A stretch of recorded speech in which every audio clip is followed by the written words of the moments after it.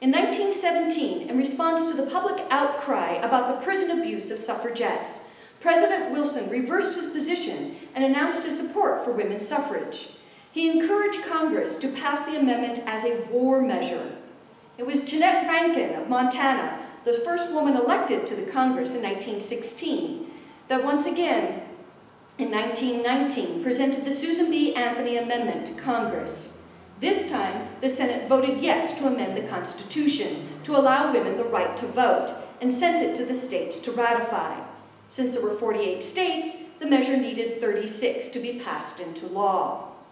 The race was close, and it finally came down to one state, Tennessee.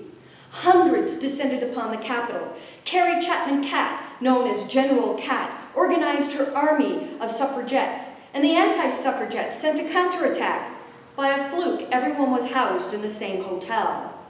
Then there proceeded one of the dirtiest games of politics, complete with wiretapping, intercepted messages, and bribes of wine, women, and song. State politicians would sport a yellow rose in their buttonhole, symbolizing their support for the suffragettes in the morning, only to be seen the red rose of the opposition wearing that in the evening. It became known as the War of the Roses, and only the florists were clearly winning. The anti-suffragettes thought that they had enough votes to table the issue of women's suffrage, but they miscalculated, and it was a tie, so it had to go to vote. The votes came down to one man, Harry Byrne, the youngest representative, and he was wearing a red rose. His constituents were very conservative, and most were against women's suffrage. However, Harry had received a letter that morning from his mother telling him that if the passage of the amendment came down to his vote, to vote in favor of the measure, and he did. The antis tried to claim he was bribed and that the letter was a forgery. They demanded a recall vote, which was set for the next day.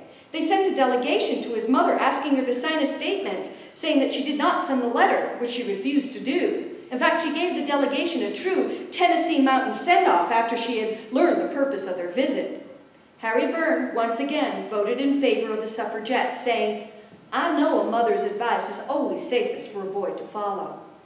In 1920, the 19th Amendment passed, giving women the right to vote.